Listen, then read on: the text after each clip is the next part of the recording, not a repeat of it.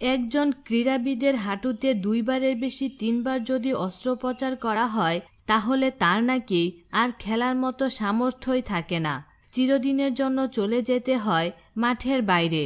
কিন্তু মাশরাফি বিন মুর্তজার কথা কি বলবেন?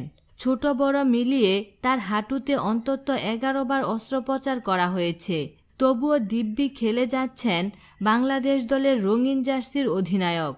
অদম্য মানসিক শক্তি নিয়ে এখনও মাঠের সবচেয়ে লড়াকু ক্রিকেটার মাশরাফি। বাংলাদেশকে আজ এ পর্যায়ে নিয়ে আসার পেছনে সবচেয়ে বেশি অবদান মাশরাফির। 2014 সালে বাংলাদেশ দল যখন একের পর এক পরাজয়ের বৃত্তে বন্দী, তখন রঙিন জার্সির দায়িত্ব তুলে দেওয়া হয় তার কাঁধে। 2014 সালের 30 সেপ্টেম্বর দায়িত্ব নেয়ার পর মাশরাফি যেন আমূল বদলে দিলেন বাংলাদেশ ক্রিকেট দলকে। জিম্বাবুয়েকে 5-0 ব্যবধানে হোয়াইট ওয়াশ দিয়ে শুরু, এরপর বিশ্বকাপের কোয়ার্টার ফাইনাল, ঘরের মাঠে পাকিস্তানকে হোয়াইট ওয়াশ, ভারত, দক্ষিণ আফ্রিকার বিপক্ষে সিরিজ জয় এসেছে কেবল মাশরাফির তোখর নেতৃত্ব দিয়েই। অথচ এই মাশরাফিকে এখনও মাঠে নামার আগে আধ ঘন্টার বেশি সময় নিয়ে হাঁটুতে ব্যান্ডেজ বাঁধতে হয়। নিজ হাতে সিরিজ দিয়ে টেনে বের করেন হাঁটুতে জমে থাকা পানি।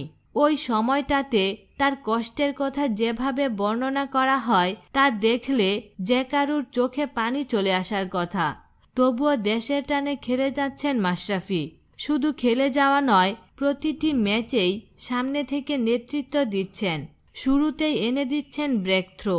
তার অসাধারণ নেতৃত্বে আসছে জয়। মাশরাফির হাঁটুর করুণ গল্প অনেক শোনা গেছে, প্রত্যক্ষদর্শীরা বর্ণনা করেছেন, কিন্তু ভক্ত সমর্থকরা কখনোই নিজের চোখে দেখেননি তাদের প্রিয় ক্রিকেটারের হাঁটুর কি অবস্থা।